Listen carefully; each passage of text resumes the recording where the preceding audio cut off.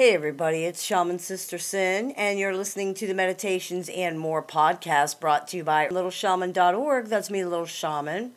Today I wanted to talk to you about the way that narcissistic people's unstable emotions contribute to their unstable reality. This is a common issue people face when dealing with narcissistic people, so I thought we could talk about it on the show. One of the things we most often hear about narcissistic people is that they flip-flop about their feelings, about their truths, about their very reality.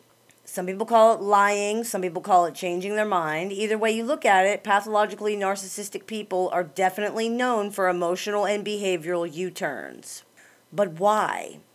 As with everything connected to pathologically narcissistic people, this is a multifaceted and complex question, but probably one of the biggest reasons it happens is because narcissistic people are ruled by their emotions. In a very literal sense, pathologically narcissistic people perceive their feelings as facts. If they feel it, it's true, it's real. If facts do not support their feelings, it doesn't really matter. The feelings are more real to them than the facts are ever going to be.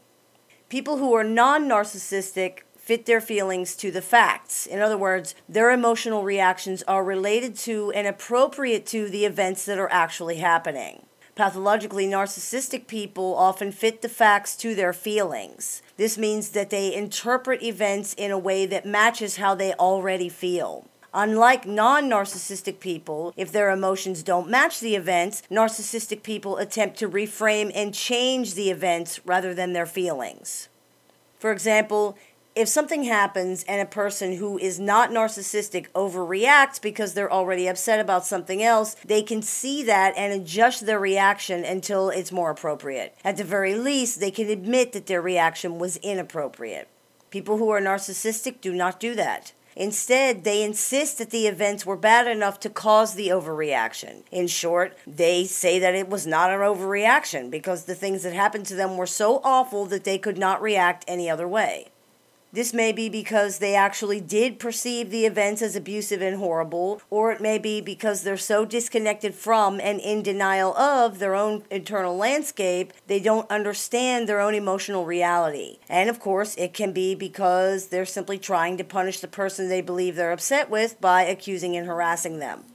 This is very hard for people to deal with. They don't understand why the narcissistic person is upset, they don't understand what the problem is, or what they did wrong. They often try harder to do right and not upset the narcissist or cause them to become angry or feel hurt, but somehow they just can't seem to get it right. It seems like something is always upsetting this person, something always makes them angry, something is always wrong.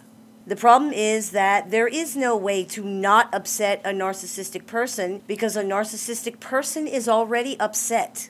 They are behaving the way that they're behaving because of things that have nothing to do with anybody else. It's all inside of them. The irony is that even though narcissistic people are so controlled by their emotions, they're usually pretty disconnected from them consciously. They often live in almost total denial of their feelings, and they spend a huge amount of time avoiding and dodging them.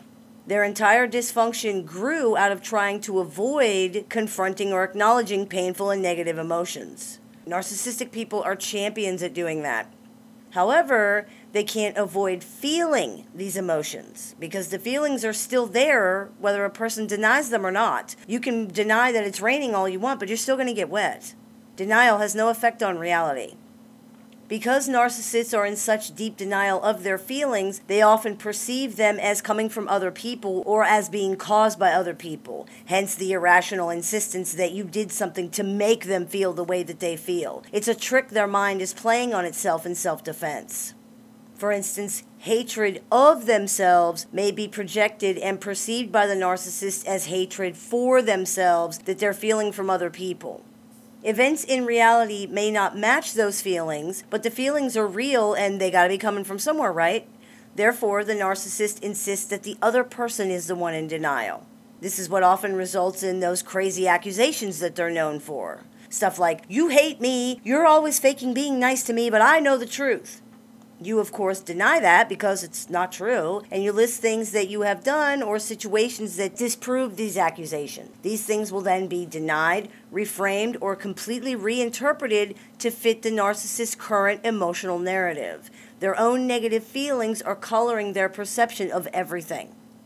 Sometimes, of course, those accusations are just BS that they're throwing at you to divert the subject away from whatever they've done wrong. But when the craziness seemingly just comes out of nowhere, it can be because they're projecting their own feelings outward in self-defense. Self-hatred, for example, is very difficult to defend against. Hatred from other people is easier to fight. It can be spun into many different things. Being jealous of other people, for instance, is hard to live with because it highlights your own insecurity. People being jealous of you is much easier to deal with because it means that they are the insecure one.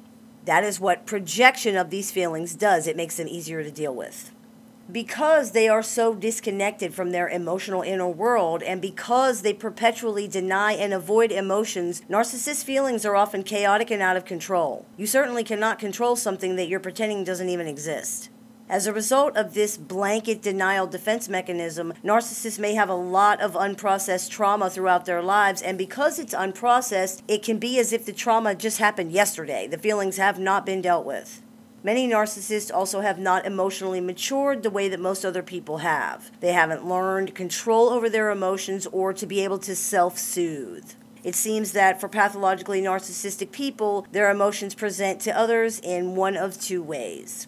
Either these emotions are just freewheeling with no structure at all, bouncing all over the place, or so locked in that the narcissist seems to emotionally react to nothing at all most of the time. Inside, the inner turmoil is the same, and emotions are still the guiding force of their life, whether they show them or whether they don't. These emotions color everything narcissistic people do. Feelings are the lens through which they perceive everything. And if you listen to the type of accusations they make and the type of things they say, you will see that that's correct. This is why things are giving meanings that they don't have, and people are assigned motives, feelings, and thoughts that don't match reality. They match the narcissist's feelings. And to the narcissistic person, that is reality. Their feelings define and create their reality much more so than other people. It's no wonder then that their reality is so chaotic and so unstable. The feelings that it's based on are totally out of control. I hope this clears a few things up for you. As always, I look forward to your comments, questions, and suggestions, so please keep those coming. I take appointments online and over the phone Monday through Friday, so if you're interested in speaking with me, you can visit littleshaman.org and click the Book an Appointment tab to go ahead and do that, or you can use the link that's available in the information section of this video. You've been listening to the Meditations and More podcast brought to you by littleshaman.org. That's me, Little Shaman. May the Great Spirit bless you and have a wonderful day.